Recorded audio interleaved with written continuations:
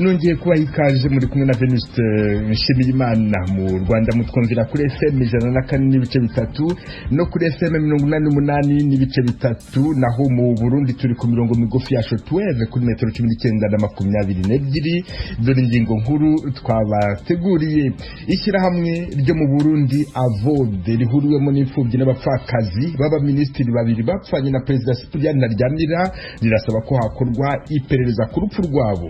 Kuri iryo bara byavuye kumenyekana k'ubutungane bw'ukora kw'imfubyi z'abo bahisi bozibuka mu gutanga ubuzi kuko usanga barihebuye.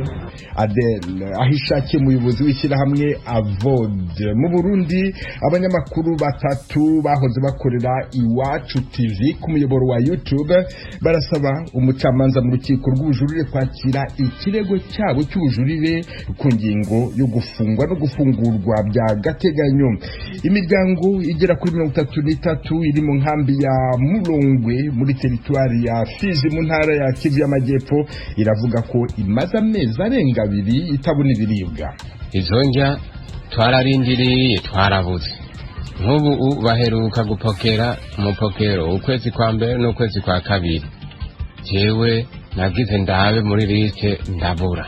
Impamvu nyamukuru nuko batari ku rutonde rukorwa n'ishami ry'umuryango w'abibumbye ryita ku biribwa PAM. Abantu bagera kuri 40 barishwe, abandi bagera kuri 58 bakomerekera mu mirwano imaze iminsi 3 ibera muri leta ya Darfur y'uburengerazuba mu gihugu cya Sudani, byatangajwe n'umuryango w'abibumbye kuri wa mbere. Ayo makuru kimwe n'andi avugwa hirya no hino ku isi ni mukanya mugume ku radio yanyu. Duhere ku makuru avugwa hirya no hino ku isi mwateguriwe kandi mugezwaho na mugenzi wacu Aloyize Bigirimana. Wiriweho? Ndagize mwiriwe Veniste, ndamutse n'abaduteze amatwi muri aka kanya. Muyavugwa muri Afrika, imihari ikomeye yitwaje ibirwanisho muri Central Africa yavuze ejo ku munsi wa mbere ko izova mu runani rw'imihari y'abaroberi itumbereye gukura ku butegetsi Perezida Faustin Archange Touadéra.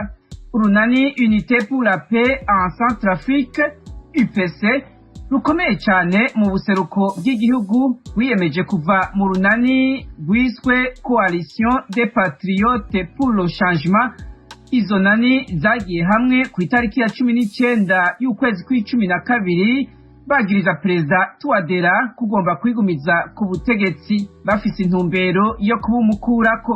Urunani UPC rwavuze ko rugiye kubahiriza amasezerano y'amahoro yumvikanywe ko i Khartoum muri Sudani, amasezerano yasinywe mu kwezi kwa kabiri mu 2019 hagati ya leta n'imihari yitwaje ibirwanisho 14.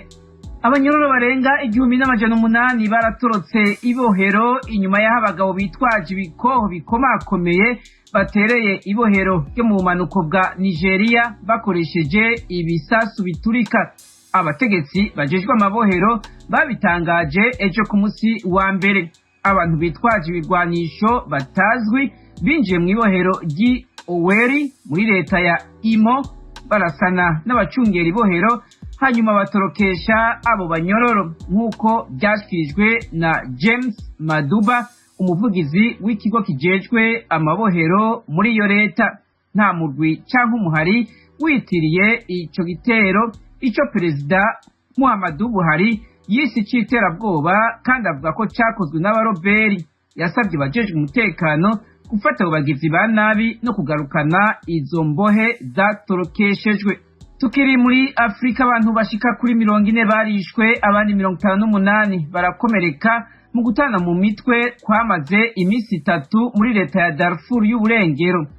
Inyuma yo gutana mu mitwe kwabaye mu mpera z'indwi iheze, abanyagihugu bo mu gisagara ca El Geneina, umurwa mukuru wa leta ya Darfur y'uburengero, hamwe n'abegereye ku rubibe na Chad bavuze ko imizinga y'inkoho yasiranye mu gaturuturu keje kuwa mbere. Ikigo ca ONU kijejwe imfashanyo OCHA cavuze ko imirwi y'abarabu yatanye mu mitwe n'abatari abarabu bo mu bwoko bw'aba Masalite mu gisagara ca El Geneina. Washington, ijwi rya Amerika. Mu makungu abajejwe ibikorwa byo gutabara bararovye ibiziga 25 ejo ku munsi wa mbere inyuma y'aho ubwato abo bantu barimwo bwibiriye mu mazi muri Bangladesh. Abategetsi mu gice byabereyemwo bavuze ko ubwo bwato bwasetswe n'ubundi bwato bunini bwari butwaye ibidandazwa kandi buca bwibira mu ruzi ruri hafi y'umurwa mukuru Dhaka. Ubwo bwato ngo bwari bwuzuye abantu bariko bihutira kuva mu gisagara inyuma y'aho leta itangarije indwi yose aho abanyagihugu basabwa kuguma mu ngo kuva kuri uyu munsi wa mbere mu ntumbero yo guhagarika irandagata ry'ikiza ca COVID-19 cyongeye kwiyongera muri ico gihugu ca Bangladesh. Muri leta z'ubumwe za Amerika umukuru w'igipolisi mu gisagara ca Minneapolis muri leta ya Minnesota Medaria Aradondo yavuze ejo ku munsi wa mbere ko uwahoze ari umupolisi Derek Chauvin atakurikije amategeko y'igipolisi igihe yafukama ku izosi rya George Floyd mw'ibarabara mu kiringo cy'iminota 9. Ni mu gihe ejo ku munsi wa mbere iburanishwa ry'urubanza ruregwamwo uwahoze ari umupolisi Chauvin winjira mu ndwi igira kabiri. Imbere yuko ubutungane bwumviriza uwo mukuru w'igipolisi bwabanje kumviriza umuganga ashinzwe icyumba cyakirirwamwo ahashikira indembe mu gisagara ca Minneapolis. Dr. Bradford Langenfield yavuze ko George Floyd yishwe no kubura impwemu za oxygene. Urupfu rwo ku itariki ya 25 z'ukwezi kwa gatanu rwabyuye imyiyerekano y'urutavanako yiyamiriza amabi abapolisi bakorera inkehwa muri leta z'ubumwe za Amerika, ndetse n'iyo myiyerekano yaragaragaye mu bice bitari bike by'isi.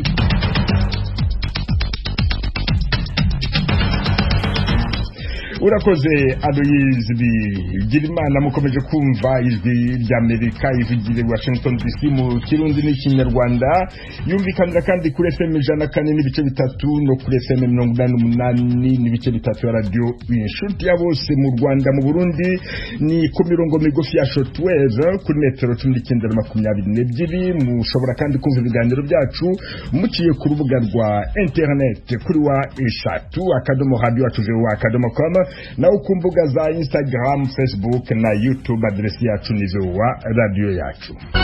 Iwanyu mu ntara. Tuyagire mwisanzuye kwijwi rya Amerika. Ni kuva kuwa mbere gushika kuwa gatanu kuva izayindwi gushika izayindwi n'igice z'umutaga. Iwanyu mu ntara, iwanyu mu ntara, iwanyu mu ntara.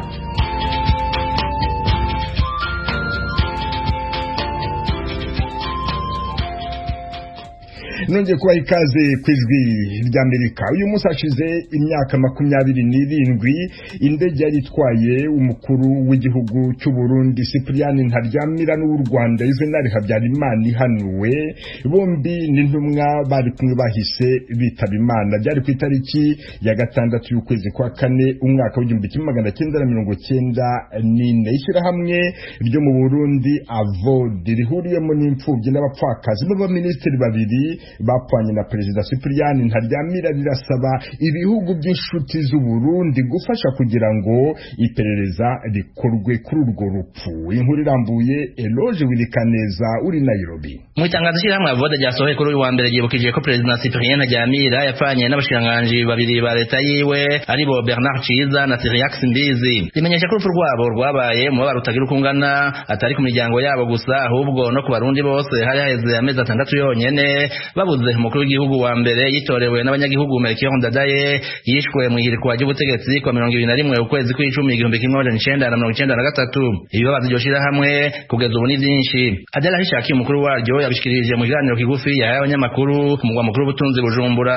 Ishyirahamwe AVOD irababazwa no kubona imyaka 27 iheze inyuma y'icyo cyago abarundi bose muri rusange na cyane cyane imiryango y'ababuze batararonka umuco ku byabaye. Nicyo gituma ishyirahamwe AVOD bisabye ibi bikurikira. Ubwa mbere kuri leta kuri iryo bara ryaguye kumenyekana k'ubutungane bwokora kw'imfubyi z'abo bahisi bozibuka mu gutanga ubuzi kuko usanga barihebuye ko hoba gushumbusha imiryango yabuze kuko iyo ndege yari ifise assurance. Abasigwa abategetsi b'u Burundi basaba ibihugu na cane cane bibanyi by'u Burundi gutanga intererano ishoboka yose kugira ngo urubanza rwerekeye urupfu rwabo ruburanishwe. Ku bihugu bibanyi bicuditse n'u Burundi dusaba intererano iboneka kugira urubanza rw'urupfu rwa nyenicubahiro Perezida Cyprien Ntaryamira n'abashikiranganji biwe babiri gutohozwa kuko ubu imigenzanire myiza y'u Rwanda n'u Burundi iriko iraja mu ngiro tukaba twishima. Icya kabiri twosaba ko hoba intererano ikwiye kugira urwo rubanza nyene ruzocibwe kandi rushikirizwe ataguhengama tutibagiwe n'izindi manza z'incungu z'u Burundi zitarakurikizwa. Ku munsi wa gatanu w'indwi ishize Prosper Ntarwamiye umuvugizi wa leta yavuze ko igihugu cy'u Burundi kiticaye. Hari mu biganiro avugizi b'inzego n'ibisata vya leta baha abanyamakuru hamwe n'abanyagihugu. Ikindi kibazo nabajijwe ni kibazo nabaje kijanye n'itariki 6 z'ukwezi kwa kane twama twibuka urupfu rw'uwahoze ari umukuru w'igihugu Cyprien Ntaryamira. Ico kibazo carashikirijwe na leta y'u Burundi ariko ntikiraronka inyishu itomowe. Nimwe nababwira imigenderanire y'ibihugu irafise inzira zicamwo za diplomasi n'ubutungane. Ibihe n'ibiringo ntivyakunze kwico kibazo cigwa ngo gihere n'ingoga ariko bitewe bitebuke kizotinda gitorerwa inyishu ariko leta ntiyahevye kuko urubanza ruriho abo vyiga barabizi n'amashirahamwe n'ukuntu bene izo ngorane zitorerwa umuti. Izo nzira ziriko zirakurikizwa turindira ikizovamo. Cyprien Ntaryamira yapfuye ku myaka 39 gusa yari mukuru w'igihugu wagira kabiri wo mu bwoko bw'abahutu arongoye Burundi nyuma ya Melchior Ndadaye. Yari yagiye ku butegetsi kwa gatanu ukwezi kwa kabiri 1994 akaba yaguye mu ndege yahitanye mugenzi we w'u Rwanda Juvenal Habyarimana mu gihe bari bavuye mu nama mu gihugu ca Tanzania. Eroje Urikaneza, Ijwi rya Amerika. Mu Rwanda baritegura kwibuka ku nshuro ya 27 jenoside yakorewe abatutsi. Ku nshuro ya kabiri uyu muhango ubaye mu gihe cy'icyorezo cya COVID-19 wateguwe ute, hazakorwa iki? Umunyamakuru w'Ijwi ry'Amerika Asumta Kabuyi aratubwira aho imyiteguro igeze. Urakoze cyane Venusti, icyo nakubwira nuko nta myiteguro ihambaye cyane ihari kuri inshuro yo kwibuka ku nshuro ya 27 jenoside yakorewe abatutsi ibaye mu Rwanda kubera ibihe u Rwanda rurimo ndetse n'isi bya COVID-19. Igihari ni amabwiriza yatanzwe na Komisiyo y'Igihugu yo kurwanya jenoside y'ukuntu abantu bagomba kuzifata. Muri yo yagaragaje ko ibikorwa uko bizaba bimeze ku munsi w'ejo kuwa kane hazabaho umuhango wo gucana urumuri rw'icyizere. Ni umuhango usanzwe ukorerwa ku rwibutso rwa Kigali ruri ku Gisozi mu karere ka Gasabo, bikorwa n'abayobozi bakuru b'igihugu. Nicyo rero giteganijwe ku munsi w'ejo, ariko noneho binyuranye n'uko byari bimeze umwaka ushize. Hazabaho n'ikiganiro kizabera muri Kigali Arena. Ibiganiro bizaba bijyanye no kwibuka, bigahuza abayobozi bakuru b'igihugu, bamwe mu miryango y'abacitse ku icumu ndetse n'abahagarariye ibihugu byabo mu Rwanda.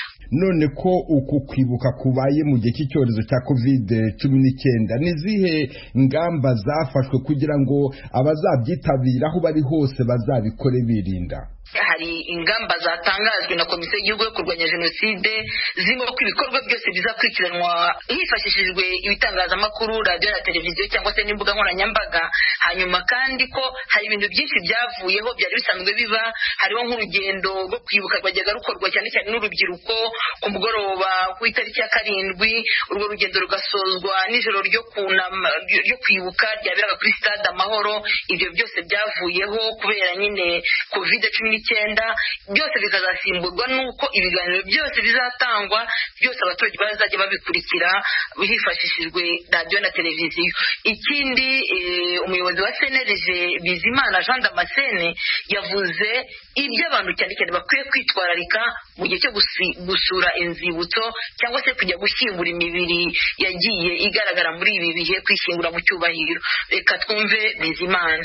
Imiryango ishobora kuzajya ku nzibutso kunamira ababo, bakaba bahashyira indabo, ariko bakubahiriza umubare n'ubundi uteganyijwe mu bijyanye n'amabwiriza yo gushyingura. Birasaba rero ko twirinda ko abantu ko bajyaga bagenda bagafata bisi yuzuye ati muze mumperekeze, rwose tubumvikaneho, umuryango ujya ujyana abantu wumva bemewe, kuko niba hagera batemewe ntabwo bazemererwa.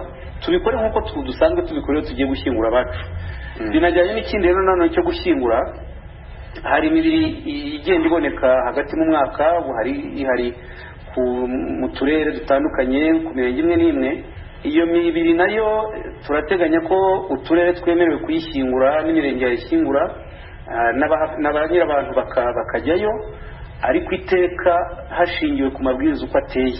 uwo yari Jean Damascene Bizimana, umuyobozi wa CNLG. Asumta Kaboyi, none abacitse ku icumu bo bavuga iki kuri gahunda uko iteguye yo kwibuka? Abacitse ku icumu navuga nabashyira mu byiciro bibiri. Hari bamwe cyane cyane abakiri bato, nk'abantu baba jenoside yabaye ari bato cyane, uyu munsi n'urubyiruko ndetse n'abantu bamaze gukura bari mu myaka 30-40. Abo ngabo kugendana n'ikoranabuhanga bagakurikira ibivugwa byose ntacyo bibatwaye, bagendana nabyo. Yemwe banavuga ko banabashije no kugenda bibuka, bahererekanya ubutumwa, baganira bakoresheje imbuga nkoranyambaga. Ariko cyane cyane mu bakuze cyangwa se bafite intege nkeya, badafite n'ubwo bushobozi, bafite ikibazo gikomeye. Nk'uyu muturage twaganiriye, murumva ko kwibuka atari muri rusange, atari mu bantu benshi, aravuga ko bizamugiraho ingaruka. Bakimara kuvuga ko tuzaguma mu rugo nta guhura n'abantu, nta twatuganiro twajyaga tubaho, yabinkomere rwose by'intangarugero. No mu mutwe ahubwo n'ibitaze ahubwo bizaziramo. Ubu ni ukwicara mu nzu nyine nta kundi, tubakurikira kujya twiyumvira radiyo. Nuko nari natangiye kuyifungura, kwigunga, era mu buriri agenda akantwara. Hirya agiye kubera ko mwabaga muri rusange, mukareba utuntu mukaganira, mugaseka, mugasubira mu tundi.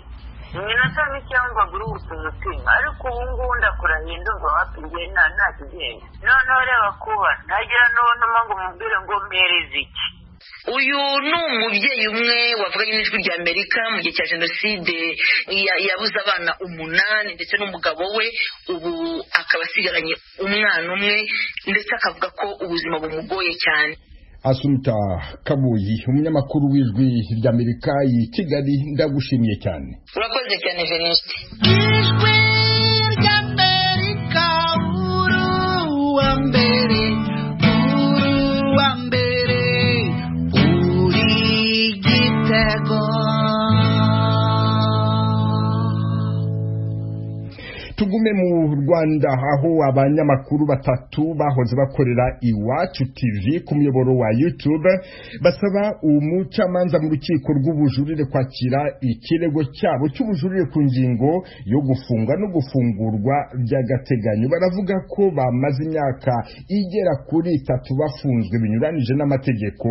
Ubushinjacyaha bwo bukavuga ko ikirego cyabo kitakwakirwa, bagategereza ko urubanza rwabo rutangira kuburanishwa mu mizi. Bararegwa ibiganiro batambutsaga ku muyoboro wabo wa YouTube, cyane cyane ku bitero umutwe wa FLN wagabye i Nyabimata mu karere ka Nyaruguru. Eric Bagirubusa yari mu rukiko. Abo banyamakuru bose uko ari 3 bagaragaye mu cyumba cy'urukiko rw'ubujurire bari mu mpuzankano y'iroza iranga abagororwa, bose kandi bambaye inkweto z'ibara ry'umukara, barindishijwe imbunda z'abacungagereza mu rukiko. Aba banyamakuru ba Iwacu TV yakoreraga ku muyoboro wa YouTube bunganiwe n'abanyamategeko Jean Paul Ibambe na mugenzi we Gilbert Ndayambaje. Ubushinjacyaha bubakurikiranyeho ibyaha 2 bikomeye byo guteza imvururu cyangwa imidugaro muri rubanda no gukwiza impuha zigamije kwangisha u Rwanda mu bihugu by'amahanga. Byose bikomoka ku magambo bagiye batangaza mu bihe bitandukanye ku muyoboro wabo wa YouTube ya Iwacu TV. Ubushinjacyaha bubarega ko mu nkuru batangazaga zimwe babaga bazihimbiye, izindi bakazikura ku bitangazamakuru bitandukanye, bakaziha imitwe ihabanye n'ibizikubiyemo. Abaregwa ku rwego rwa mbere baburanaga bavuga ko bakoreshaga imitwe itajyanye n'inkuru mu rwego rwo gushaka kongera ababakurikira kuri Iwacu TV. Bakavuga ko ibyabaye ari amakosa ya kimwuga yagombye kubakurikiranwa mu rwego rw'itangazamakuru aho kuyahindura ibyaha. Hari zimwe mu nkuru umushinjacyaha baregesha avuga ko zimwe bazibasanganye kuri CD, nkaho banditse bagira bati abashyigikiye FPR ntibazi ibyo barimo, iby'impunzi za Kiziba bikomeje kuba gatera nzamba, mu Rwanda hagiye kumeneka amaraso menshi, hasigaye gato umurenge wa Nyabimata wamaze kwigarurirwa n'inyeshyamba, leta y'u Rwanda ifite ubwoba bwinshi cyane RNC ya Museveni na Kayumbira Kataje n'izindi. Ku rwego rwa mbere batangiye baregwa ibyaha cyo gutangaza amajwi n'amashusho binyuranije nuko byafashwe. Icyaha Maître Ibambe umwe mu babunganira bw'urukiko ko uwo cyahama yagahanishijwe igifungo cy'umwaka umwe agasanga bitumvikana kuba bamaze imyaka igera muri 3 bataraburanishwa mu mizi, ariho asaba ko bafungurwa by'agateganyo. Umucamanza yabajije impamvu aba banyamategeko Maître Ibambe na mugenzi we Maître Ndayambaje nabo bunganira bumva ko ikirego cyabo kigomba kwakirwa mu rukiko rw'ubujurire. Basubije ko kuba urukiko rukuru rwaratesheje agaciro ubujurire bwabo bagomba kubujyana mu rukiko rw'ubujurire. Baravuga ko iki kirego cyabo cyihutirwa kandi gishingiye ku kirego kiremezo, bityo ko mu nyungu z'ubutabera umucamanza yacyakira. Umushinjacyaha we yabwiye urukiko ko urubanza rwajuririwe kwifunga n'ifungurwa ry'agateganyo rutongera kujuririrwa kuko abaregwa ngo barangije kuregerwa urukiko. Yavuze ko we asanga nta n'impamvu y'uru rubanza mu rukiko rw'ubujurire. Umushinjacyaha akomeza avuga ko nta mpamvu zikomeye abaregwa batanze zigaragaza ko barekurwa by'agateganyo kuko ngo badafunzwe binyuranije n'amategeko. Yavuze ko n'imyaka bamaze bafunzwe bitaturutse ku bwende bw'urukiko n'ubushinjacyaha. Jean Damascene Mutuyimana umwe mu baregwa afashe ijambo yababajwe bikomeye n'ibisobanuro by'ubushinjacyaha agira ati abanyamategeko b'abahanga bahindagura ibirego harimo ikibazo. Asaba ko we na bagenzi be baba barekuwe by'agateganyo bakaburana bari hanze kuko ngo nta kizere bafite mu magambo ye kubushinjacyaha butazongera kubahimbira ibindi byaha. Byabaye cyo kimwe no kuri Shadrack Niyonsenga wikomye ubushinjacyaha ko bwaregeye ibyo butazi kuko bwatangiye bubarega icyaha cyo gukoresha amajwi n'amashusho binyuranye n'uko byafashwe, ubu bigahindurwa ibyaha byo guteza imvururu cyangwa imidugararo muri rubanda. Yavuze ko kuba bafunzwe bigaragaza ko ubushinjacyaha ntacyo bubibwiye. Akibaza n'abaza umucamanza ati niba tumaze imyaka 3 dufunzwe tutaburana ni gute bitaba impamvu zikomeye? Ubwo butabera bumara imyaka 3 ni butabera nyabaki? Na mugenzi we Jean Baptiste Nshimiyimana bahuriza ku ngingo yo gusaba urukiko kwakira ikirego rukagisuzuma rukabafungura by'agateganyo. Aba banyamakuru ba Iwacu TV yo ku muyoboro wa YouTube batawe muri yombi mu kwezi kwa 2018. Gusa uko iminsi yagiye ishira ibyaha baregwa ni nako byagiye bihindagurika bituma urukiko rw'ibanze rwa Nyarugenge rwiyambura ububasha urubanza rwoherezwa mu rukiko rukuru. Mu mpera z'ukwezi gushize kwa 3 umuryango mpuzamahanga uharanira iyubahirizwa ry'uburenganzira bwa muntu Human Rights Watch batonze agatoki ubutegetsi bw'u Rwanda ko bushyira ingufu zidasanzwe mu gucecekesha abatanga ibitekerezo byabo bakoresheje umuyoboro wa YouTube. Urukiko rw'ubujurire rwavuze ko rugiye kubisuzuma umwanzuro ku kwakira cyangwa kutakira ubujurire bwabo rukazawutangaza ku itariki 30 z'uku kwezi kwa 4. Bagira ubusajwi ry'Amerika i Kigali. Imiryango igera kuri 33 iri mu nkambi ya Mulongwe muri teritwari ya Fiji mu ntara ya Kivu y'Amajyepfo iravuga ko imaze amezi arenga 2 itabona ibiribwa kubera ko batari ku rutonde rukorwa n'ishami ry'umuryango w'abibumbye ryita ku biribwa PAM kugira ngo bahabwe amafaranga yo kugura ibiribwa. Ibibazo babibwiye umunyamakuru w'ijwi ry'Amerika Vedaste Ngabo. Kuva mu kwezi kwa 12 abandi barapokera amahera y'amezi 4 twege nabaye mu bantu batasumye. Twari imiryango 12 twahuye n'ico kibazo ntibyakunda ko dusuma. Baratwandika batwemerera yuko bazotuzanira ifungurwa, bazotuzanira ifu. Twarategereye amaso yaheze mu nzira. Muri kuno kwezi baheruka gusuma, muri kuno kwezi kwa 2 kwa 3 barasumye amahera y'amezi 2 n'ubundi twarabuze. None twege turashonje. Dusaba yuko nukuri bagira ingufu batwumvira ihuruma natwe baturose ibyo turya. Twe ntacyo dufise turya. Hajewe mfise umuryango w'abantu 7 ngaburira. None gayemwe jewe naherewe. Jewe nasaba yuko otuzanira utwo dufungurwa natwe tukaraba yuko twobaho nk'abandi. Ego bigeretse ko murabona ko n'uruzuba rwabaye rwinshi ko twateye twose twarumye. Nukuri batwumvira ikigongwe batuzanira indya turashonje rwose turashonje. Umupokezi mu mwaka uheze mu kwezi kwa 12 baradupokeje amapokero y'amezi 4 sinaronse agakarata kanje napokererako bambwiye ngo kaje mu musaraba. Nibyo by'imisaraba sinzi n'ibyari aho baranyandika ngo mubazoronka indya. Izo ndya twararindiriye twarabuze. Nk'ubu baheruka gupokera umupokero ukwezi kwa mbere n'ukwezi kwa 2. Jewe nagize ndabe muri liste ndabura. Nja ku mamashini bambwira ngo ya baranyandika kwiyi saha kuva mu mwaka kuva mu kwezi kw'icenda gushika isaha je simbona ingene nzobaho. Utwo twagize turarima kugira umuntu ashobore kwibesha, izuba naryo ryarahaze rirahohosha. None twebwe mutatugarukiye mubona tuza kubaho gute? No kuraba rero muduserukire aho hose bishoboka kugira ngo twebwe turiko twibura ku ntonde dushobore na twebwe gufungura nk'abandi barefije, kuko abandi barefije bariko bararonka imfashanyo z'imfungurwa, twebwe ntituronke. Bandi barapokeye aya mahera y'amezi 2, twebwe jewe sinarose, ariko kuba ntarose sinzi ico vyavuyeko. Rusasuma narayikoze, abana bose twariko, ariko n'ubu je sindigera ndonka izina muri liste.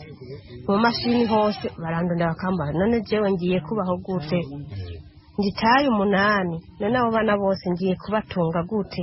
Simbona ukuntu ngiye kubabeshaho. Nutwo nari narimye hirya no hirya ngaha mu Gikongomani, izuba ryarakubise riramara. None jewe ngiye kubaho gute? Si bimwe byo bahora biyumva ati umurongwe hoho barafise ikigori, umurongwe barafise ibiharage barimye. Oya ubu hoho izuba ryarakubise riramara, nta kintu na kimwe dufise. Aha n'inzara gusa, abana ariko bararira isombe gusa. Inzara mu nda yonyene n'ukuri. Jewe nk'ubu ndahangayitse cyane muri abo bana 8, simbona ukuntu ngiye kubaho n'ukuri. Twebwe ngaha turafise ingorane muri Murongwe mu bantu bakimbiza. Nka jewe ndi mu muryango w'abantu 8. Uyo muryango w'abantu 8 kugeza n'ubu abandi barapokeje sinapokeye kumwe n'abandi nyene turabantu 33. Ni kuvuga rero uyo muryango jewe ndimwo. Twebwe turatesetse cyane gose bitumwe no ko tutapokeye bagize resansuma baraturavye